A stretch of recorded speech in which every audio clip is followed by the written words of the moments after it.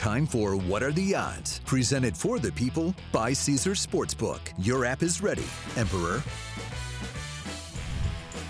All right, let's bring back both panelists for What Are the Odds? All right, JJ, we're going to start with you. The over-under for Joe Flacco's passing yards is 219.5. What can the Jets do to help out Flacco in Cleveland? Well, for starters, Michelle, they would run the football and run the football effectively. If they are going to have a repeat performance of Joe Flacco throwing the football as much as he did against the Baltimore Ravens, they have absolutely no chance of winning this game. As far as that number, I like the under here because I think the Jets know we can't throw it a ton or Myles Garrett's going to have 4 or 5 sacks in this game.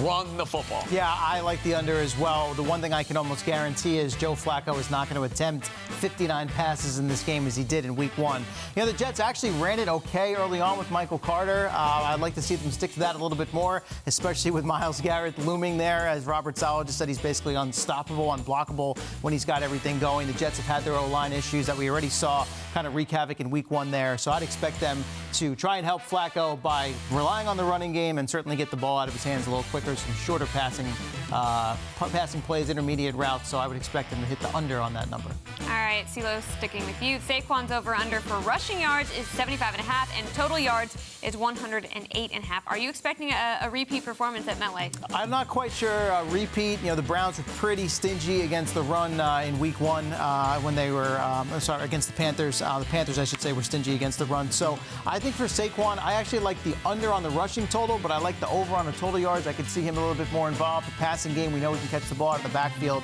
So maybe not ripping off the long runs from behind the line of scrimmage, but maybe getting the ball out in space, catching a couple passes. I could see him breaking a few that way. I totally get that logic. I'm right there with you when it comes to his over for total yards because he is going to be involved in the passing game. The reason, though, CeeLo, I'm a little hesitant to say it's a slam dunk under. I lean under, don't get me wrong, but Saquon looked like a man possessed running the football last week against the Tennessee Titans. That's a guy I saw at Penn State. That's a guy I saw in his rookie year. And if that is the version of Saquon Barkley that we're going to see throughout the course of this year, well, he's going to be hitting that rushing total over and over and over again. So I'm with you on the total yards. Lukewarm when it comes to the rushing total. Saquon's a beast, though. Be careful. Yeah, well, he was not a beast last year on my fantasy team. You're so bitter, by the way. I'm so bitter Get about it. over it. How about this? Go and trade for him so I don't have to hear this every single week. Let's go. No. Fool me once, shame on, what is it? Fool me once, shame on you.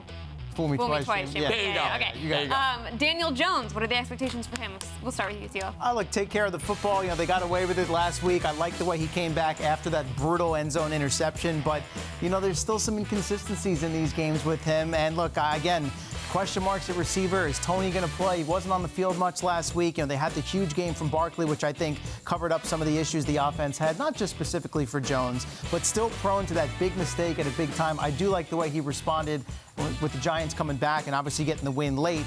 So I'd like to see him build off that a little bit. It's a big test for Daniel Jones because the Carolina Panthers can get after the quarterback. And what I liked about last week, he throws the interception. I'm thinking it's the backbreaker. I'm thinking the Giants are going to lose the game. But guess what?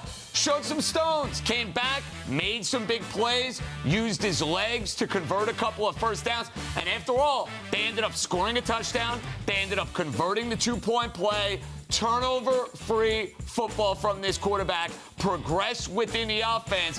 Take those positive steps in the right direction. And look, the next 3 weeks, the Giants have winnable games on the schedule. Got to find a way to get 2 of the next 3. Yeah, a lot of eyes going to be on Daniel Jones and Saquon Barkley in Week 2. Guys, thank you so much for playing What Are the Odds?